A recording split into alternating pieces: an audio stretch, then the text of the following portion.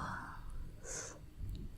It was June, and long past time for buying the special shoes that were quiet as a summer rain falling on the walks.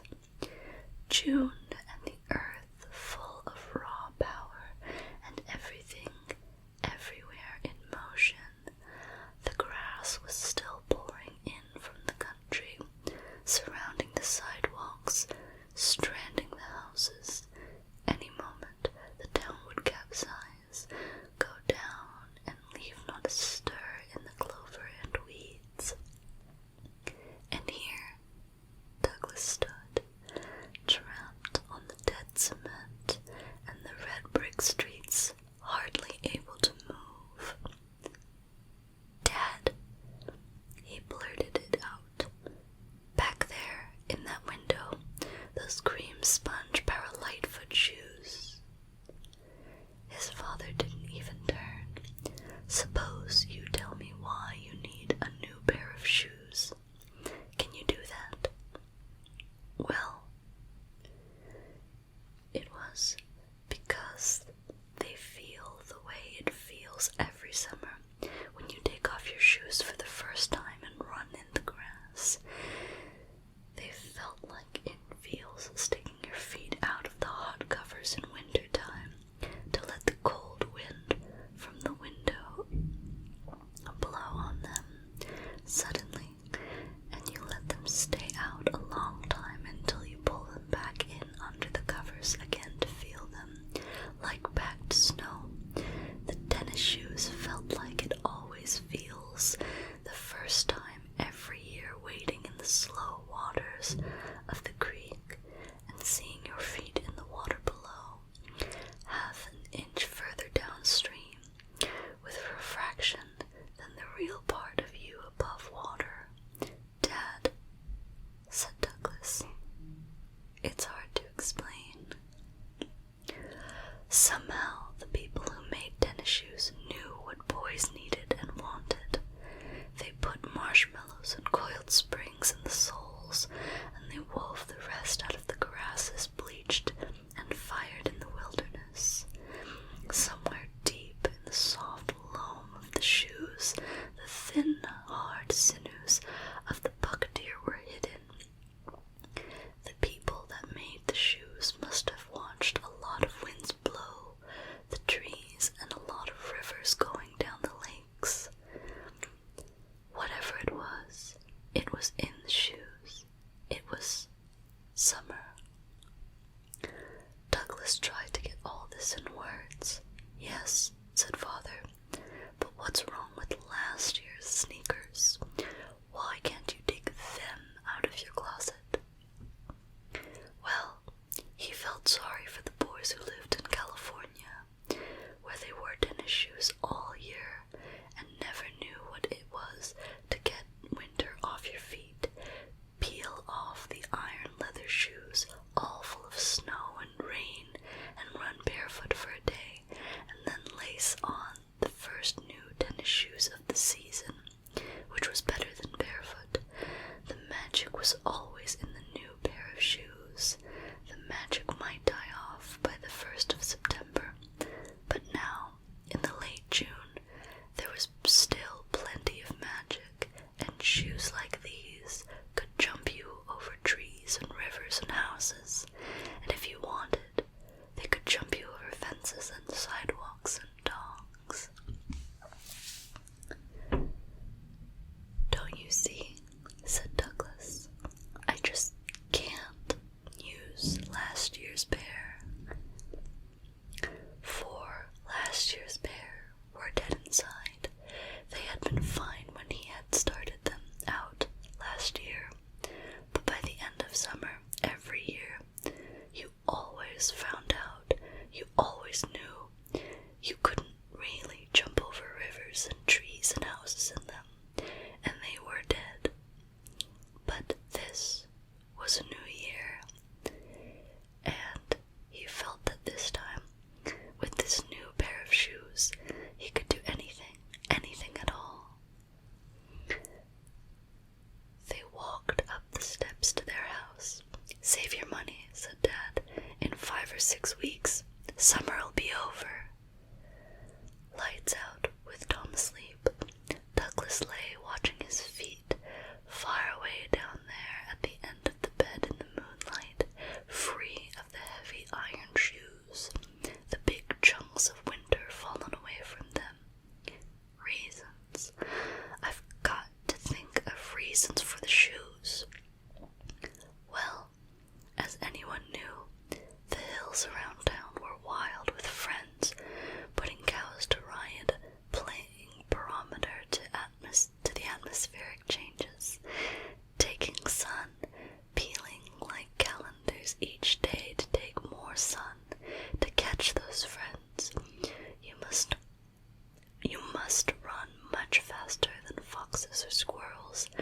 As for the town, it streamed with enemies grown irritable with heat, so remembering every winter, argument and insult, find friends, ditch enemies, that was the cream sponge Lightfoot motto. Does the world run too fast? Want to be alert? Stay alert. Lightfoot then. Lightfoot. He held his coin bank up and heard the faint, small tinkling, the airy weight of money there. Whatever you want, he thought. You've got to make your own way. During the night now, let's find that path through the forest. Downtown, the store lights went out, one by one. A wind blew in the window. It was like a river going downstream, and his feet wanting to go with it. In his dreams he heard a rabbit running, running, running in the deep, warm grass.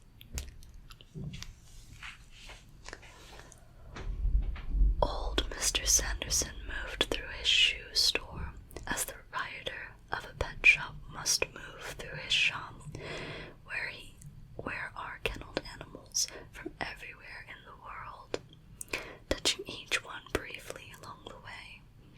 Mr. Sanderson brushed his hands over the shoes in the window, and some of they were like cats to him, and some of them were like dogs. He touched each pair with concern, adjusting laces, fixing tongues. Then he stood in the exact center of the carpet, looking around, nodding. There was a sound of growing thunder. One moment, the door to Sanderson's shoe emporium was empty. The next, Douglas Spaulding stood clumsily there, staring down at his leather shoes as if these heavy things could not be pulled up out from the cement. The thunder had stopped when his shoes stopped. Now, with painful slowness, daring to look only at the money in his cupped hands, Douglas moved out of the bright sunlight of Saturday noon. He made careful stacks of nickels, dimes, and quarters on the counter, like someone playing chess, and worried if the next move carried him out into the sun or deep into shadow. "Don't say a word," said Mr. Sanderson. Douglas rose. "First, I know just what you want to buy," said Mr. Sanderson. "Second, I see you every afternoon at my window. You don't think I see? You're wrong.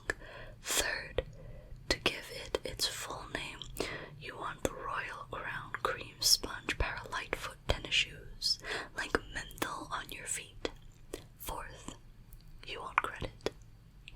"No," cried Douglas, breathing hard as if he'd run all night in his dreams. "I got something better than credit to offer," he gasped.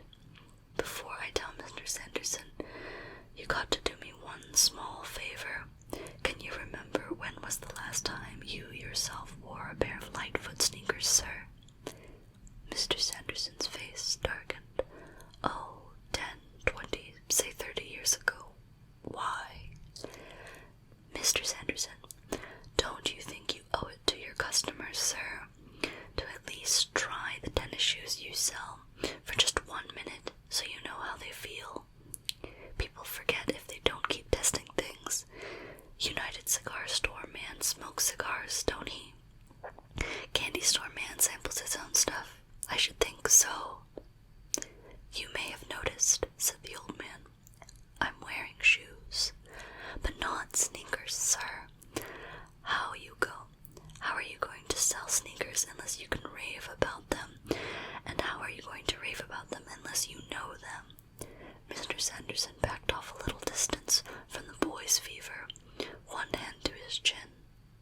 Well, Mr. Sanderson, said Douglas, you sell me something and I'll sell you something just as valuable. Is it absolutely necessary to the sale that I put on a pair of shoes? Sorry, that I put on a pair of sneakers, boy, said the old man. I sure wish you could, sir. The old man sighed. A minute later, seated, panting quietly, he laced the tennis shoes to his long, narrow feet. They looked detached and alien down there next to the dark cuffs of his business suit. Mr. Sanderson stood up. How do they feel? Asked the boy. How do they feel? He asks. They feel fine. He started to sit down. Please. Douglas held out his hand. Mr. Sanderson, now, could you kind of rock back and forth a little, sponge around, bounce kind of, while I tell you the rest? It's this. I give you my money, and you give me the shoes. I owe you $1, but, Mr. Sanderson, but, soon as I get those shoes on, you know what happens? What? Bang! I deliver your packages, pick up your packages, bring you coffee, burn your trash, run to the post office, telegraph office, library. You'll see 12 of me in and out every minute. Feel those shoes, Mr. Sanderson. Feel how fast they take me. All those springs inside. Feel all the running inside. Feel how they kind of grab hold and can't let you alone. And don't like you just standing there. Feel how quick I'd be doing those things you'd rather not bother with. You stay in the nice cool store while I'm jumping all around town. But it's not really me. It's the shoes. They're going like mad down alleys, cutting corners, and back. There they go. Mr. Sanderson stood amazed with the rush of words. When the words got going, the flow carried him. He began to sink deep in the shoes, to flex his toes, limber his arches, test his ankles. He rocked softly, secretly, back and forth in a small breeze from the open door. The tennis shoes silently hushed themselves deep in the carpet, sank as in a jungle grass, in loam and resilient clay. He gave one solemn bounce of his heels in the yeasty dough, in the yielding and welcoming earth. Emotions hurried over his face as if many colored lights had been switched on and off. His mouth hung slightly open. Slowly, he gently rocked himself to a halt, and the boy's voice faded, and they stood there looking at each other in a tremendous and natural silence.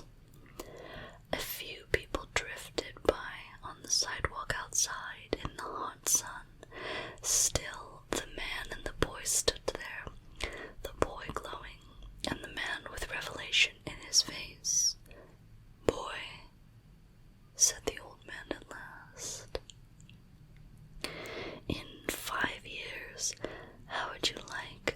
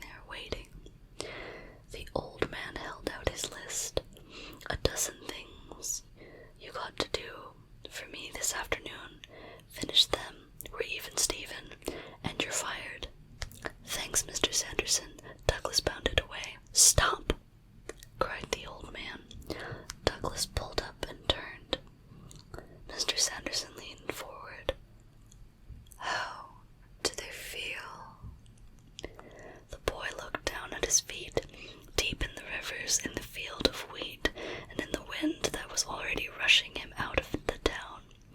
He looked up at the old man, his eyes burning, his mouth moving, but no sound came out. "Antelopes," said the old man, looking at the boy's face to his shoes. "Gazelles." The boy thought about it, hesitated, and nodded a quick nod. Almost immediately he vanished. He just spun about with a whisper and went off. The door stood empty. The sound of tennis shoes faded in the jungle heat. Mr. Sanderson stood in the sun-blazed door, listening. From a long time ago, when he dreamed as a boy, he remembered the sound. Beautiful creatures leaping under the sky, gone through the brush, under trees, away, and only the soft echo of their running left behind. "Antelopes," said Mr. Sanderson. "Gazelles." He bent to pick up the boy's abandoned winter shoe.